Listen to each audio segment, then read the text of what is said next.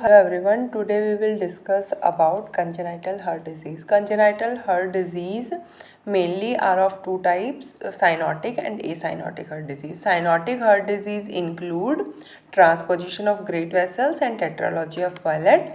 Acyanotic heart disease include atrial septal defect, ventricular septal defect, patent ductus arteriosus and corruption of aorta. अब अपने इसमें से पढ़ेंगे कि जो AIPJET या फिर होम्योपैथिक कम्पिटिटिव एग्जाम्स में मोस्ट कॉमन इन टॉपिक्स में से क्या क्या क्वेश्चन आ सकते हैं। तो फर्स्ट अपने पढ़ेंगे टेट्रालॉजी ऑफ फैलेट के बारे में। टेट्रालॉजी ऑफ फैलेट में सिर्फ तुमको ये याद रखना है कि उसमें क्या होएगा, राइट वेंट्रिकुलर की हाइपरट्रॉफी होगी। अब राइट वेंट्रिकुलर हाइपरट्रॉफी कैसे कैसे हो सकती है, तो टेट्रालॉजी ऑफ फैलेट में first symptom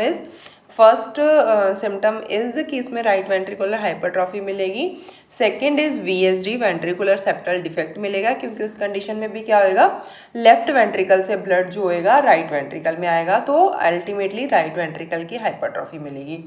third pulmonary stenosis हो सकता है and fourth is overriding of aorta. ठीक है, अगर इसमें अपने देखें कि एक्सरे में कौन सा साइन मिलेगा, तो जब चेस्ट एक्सरे करवाया जाता है तो टेट्रालॉजी ऑफ फैलेट की कंडीशन में जो चेस्ट एक्सरे होता है वो बूट शेप का मिलता है, हर्ट, उसमें बूट शेप्ड हर्ट मिलता है। ये क्वेश्चन आता है। और एक क्वेश्चन इससे ये आता है कि इसमें कौन सी मरमर मिलती है, तो टेट्रालॉजी ऑफ फैलेट में मिड सिस्टोलिक मरमर देखने को मिलती है। नेक्स्ट अपने पढ़ेंगे VSD ventricular septal defect. Ventricular septal defect से जनरली जो क्वेश्चन आता है वो भी इसका मरमर का आता है कि इसमें कौन से टाइप की मरमर मिलेगी। तो VSD में जो मिलती है वो पैन सिस्टोलिक मरमर मिलती है, मतलब जब पूरा सिस्टोल चलेगा उस टाइम पे हमेशा, क्योंकि सिस्टोल में क्या होना है, वेंट्रिकल्स ने कॉन्ट्रैक्ट करना है, तो जब वेंट्रिकल कॉन्ट्रैक्ट करेंगे तो हमेशा जो ब्लड होएगा लेफ्ट वेंट्रिकल से राइट वेंट्रिकल में जाएगा, जिसकी वजह से ड्यूरिंग होल सिस्टोल अपने को मरमर मिलेगी। ठीक है, तो जो अपनों ने इससे पहले पढ़ा, टेट्रालॉजी ऑफ फैलेट में सिर्फ मिड सिस्टोलिक मरमर मिलती है एंड VSD में पैन सिस्टोलिक मरमर मिलती है। ठीक है, नेक्स्ट अपने पढ़ेंगे ASD से जो मोस्ट कॉमन क्वेश्चन आता है, एक तो ये आता है कि डाउन सिंड्रोम में जो मोस्ट कॉमन हार्ट डिजीज मिलती है या वाल्वुलर डिजीज मिलती है, दैट इज ASD।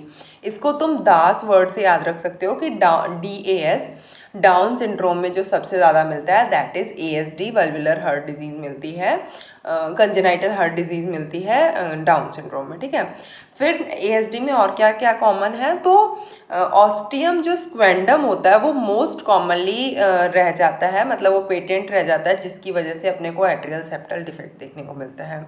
नेक्स्ट इसमें आता है कि ASD में फिक्स्ड स्प्लिटिंग मिलती है। नॉर्मली क्या होता है, जो A2 मतलब अरोटिक जो वॉल्व का सेकंड हार्ट साउंड है, अरोटिक साइड वाला वॉल्व होता है वो जल्दी बंद हो जाता है एंड पल्मोनरी वॉल्व थोड़ा लेट क्लोज होता है, मतलब A2 हमेशा पहले बंद होता है P2 के। ठीक है, इस कंडीशन में क्या होएगा, क्योंकि ASD में क्या हो रहा है, लेफ्ट एट्रियम से जो ब्लड निकल के राइट एट्रियम में आ रहा है, लेफ्ट एट्रियम से राइट एट्रियम में आ रहा है, राइट एट्रियम से जो ब्लड है राइट वेंट्रिकल में आ रहा है, जिसकी वजह से क्या होता है, राइट वेंट्रिकल में थोड़ा प्रेशर ओवरलोड हो जाता है, तो P2 को आने में, मतलब जो पल्मोनरी साइड का जो सेमिल्यूनर वॉल्व है उसको बंद होने में थोड़ा ज़्यादा टाइम लग जाता है, जिसकी वजह से क्या होएगा, A2 तो अपने टाइम पे बंद हो रहा है, P2 थोड़ा डिलेड बंद हो रहा है, तो A2 और P2 के बीच का जो डिस्टेंस होता है वो थोड़ा इंक्रीज हो जाता है। ठीक है, तो इस कंडीशन को बोला जाता है स्प्लिटिंग। तो इसमें फिक्स्ड वाइड स्प्लिटिंग मिलती है किसमें, ASD के केस में। ये क्वेश्चन आते हैं दो,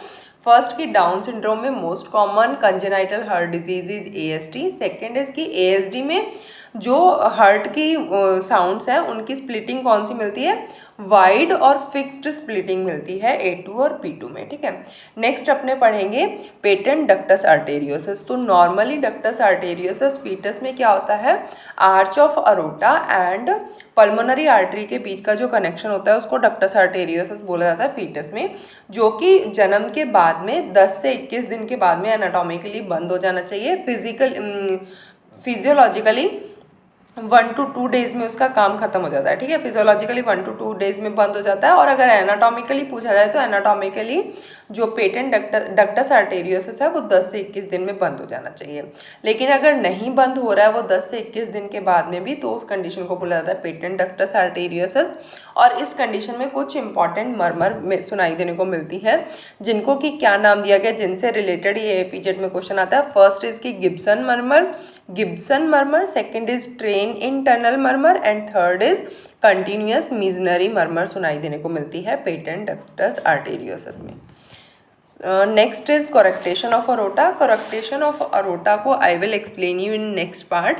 करेक्टेशन of aorta, transposition of great vessels and some also important MCQs from cardiovascular system. So stay tuned guys, please like and comment and subscribe my channel and tell me also comment on which topic you want ना, कौन सा topic पे तुमको चाहिए कि जिससे तुमको understanding में किसी को कहीं भी किसी भी टॉपिक में अगर किसी को समझने में दिक्कत आ रही है तो you can tell me in comments, I will upload the videos on those topics. So thank you so much.